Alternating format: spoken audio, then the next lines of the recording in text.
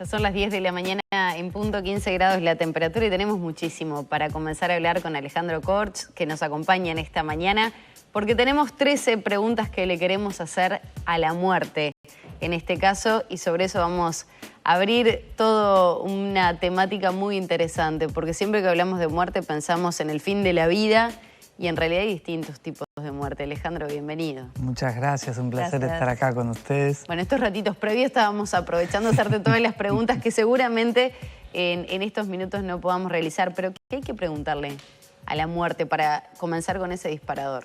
¿Para qué vale la pena vivir? ¿Cómo tener una vida con sentido y no perderme en lo urgente y descubrir lo sagrado que hay en lo cotidiano? Porque la muerte tiene 3 grandes principios universales: todo lo que nace se va a morir, no sabemos cuándo nos vamos a morir y todo va a dejar de ser como conocíamos. Yo creo que este último es uno de los que más nos asusta, aunque está incluido en el libro que sí se sabe ya qué nos va a pasar y cómo se va a transformar nuestra conciencia después de la muerte, por estudios científicos. Tú le llamás la reina de las transformaciones. ¿Qué significa eso? Bueno, que nosotros tenemos muchos cambios en la vida, ya tenemos muchos cierres, tuvimos pérdidas, todos los días nos vamos a dormir, o sea que en realidad tenemos un momento de cierre.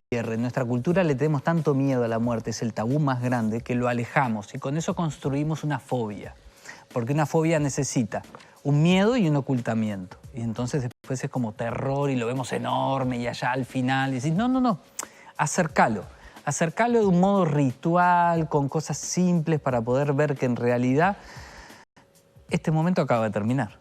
O sea, todo el tiempo tenemos etapas que cierran y que abren, tenemos momentos en los que podemos decir ya no soy la misma que era antes, ya después de ese, incluso a veces por una ganancia, nació mi hijo y ya no soy el mismo que era antes, ¿sí? O mi hijo se fue a estudiar o trabajó o conquistó un logro y yo tengo una pérdida, que es aceptar la impermanencia. Entonces en la vida estamos todos en la escuela del cambio y la única maestra es la reina de las transformaciones, pero tenemos ensayos. Ella es el estreno, el día que se levanta el telón y vamos a ver cómo estaba nuestro corazón, pero no es el único encuentro que tenemos. Vos has tenido encuentros con la muerte. Sí. Y eso está plasmado en el libro, en un diálogo que mantenés. No me puedo llegar a imaginar en qué plano fue, ¿no? Si fue desde el pensamiento, si fue un diálogo real. Pero ¿qué fue lo que te llevó a permanecer en este plano más terrenal? Las ganas de vivir y la conciencia del regalo que es que nuestro corazón late y que hay oportunidades que duelen en la vida, pero no dejan de ser oportunidades.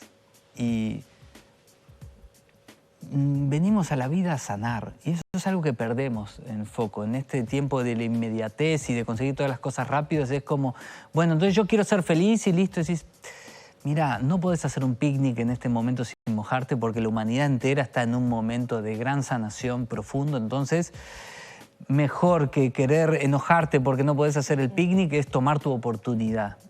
Y la mía es hermosa. Y no tiene momentos en donde decir, bueno, sí, hay obstáculos, hay situaciones difíciles, pero la realidad es que... ¿Vos pediste más de una vez morir? Sí, en mi infancia, el tener a mi mamá, a mi papá fallecidos desde que yo tengo 1 año y 9 meses, siempre fue una solución. Yo no le tenía miedo a morirme, yo le tenía miedo a vivir. Obvio, como niño no me daba cuenta, me di cuenta el día que ella se presentó, cuando recién era novio de quien hoy es la mamá de mis hijos, y empezaba una nueva etapa en mi vida y ella me dijo, vamos, tantas veces me llamaste. Y era bellísima porque no era la parca con guadaña. Bueno, vos hablás de muerte y amor y a mí eso me llamó la atención del libro porque la imagen mental que tenemos puesta de la muerte es otra cosa, ¿no? Es la parca, lo oscuro, lo frío, lo que arranca, lo que duele, lo que hace sufrir, y también hablas del sufrimiento y una perspectiva muy interesante. ¿Cómo podemos hablar de amor infinito e incondicional cuando estamos hablando de la muerte? Bueno, lo primero es pedirle disculpas a la audiencia por estar hablando de estos temas que nos vuelven humanos porque nos llevan a nuestra vulnerabilidad. Entonces, la intención no es hablar y causar dolor, sino dar contención para el dolor y que deje de ser sufrimiento.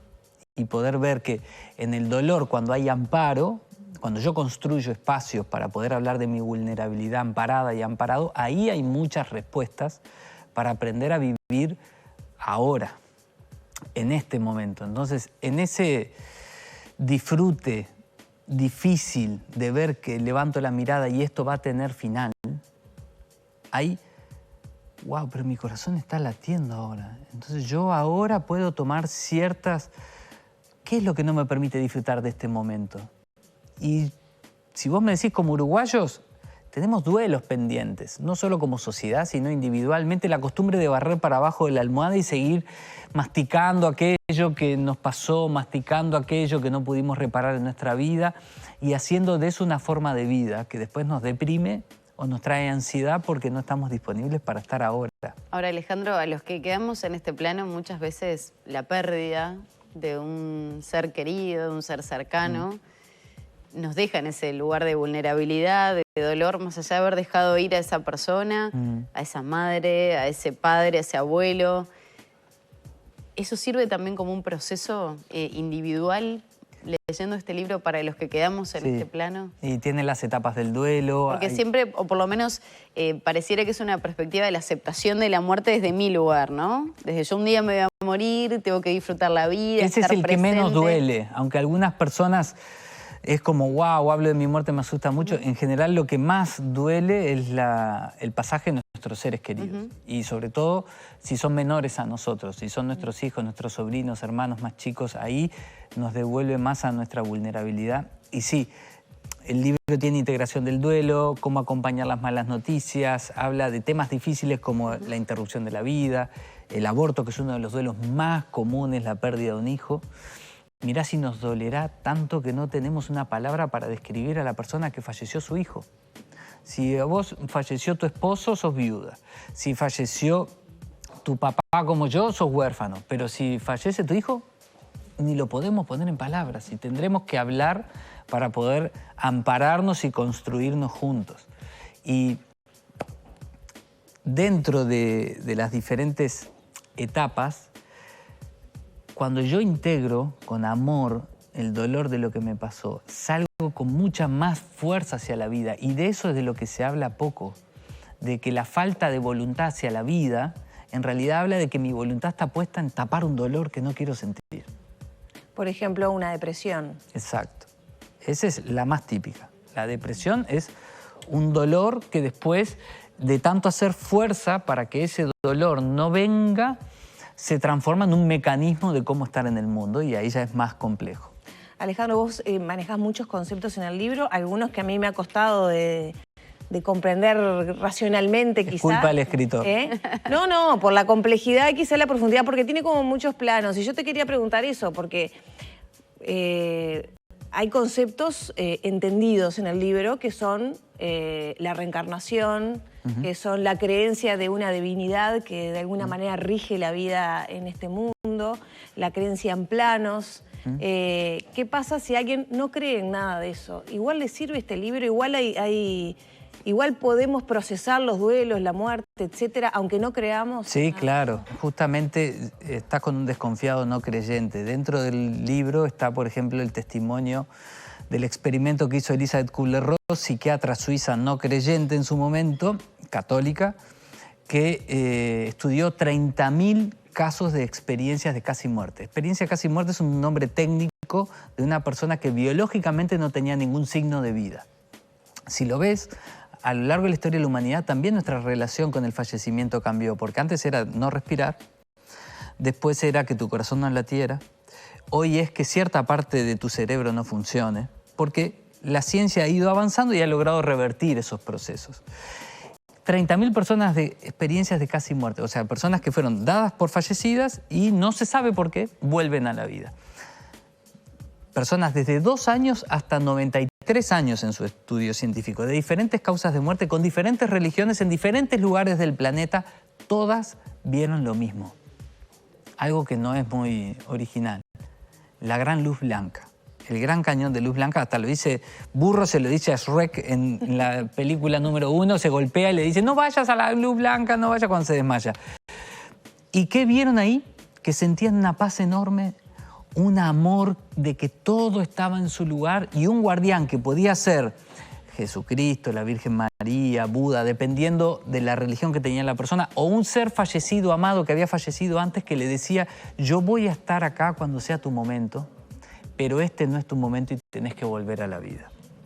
Siempre es el momento, aunque nos duela y... Aunque de este lado rompa se órdenes, como los que hablábamos. Sí, aunque de este lado se viva con total injusticia, como la desaparición de mis viejos, por eso no lo estoy diciendo libre, y de este lado tengamos mucho para caminar. Algo que es importante ver es, venimos a la vida a aprender y hay diferentes lecciones que se aprenden de diferentes maneras, pero nadie muere por error. Ahora, que ante una muerte catastrófica, los que nos quedamos no podamos seguir siendo los mismos, que los que nos quedamos tengamos que hacer un camino de resignificación de por qué estoy vivo, para qué estoy vivo y tenga que transformar mi vida. No solamente pasa con las muertes, pasa en general con todas las pérdidas grandes. Sí, no se trata solamente de los muertos, sino de que los vivos los honremos con la vida que sigamos construyendo después de eso, ¿no? Alejandro, gracias, como siempre, No, porque también abrís un camino a la reflexión, al quedar en este plano analizando la vida y la muerte desde otro lugar y el amor sobre todo, ¿no?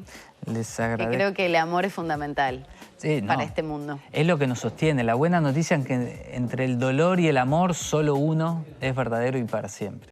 Gracias. Gracias.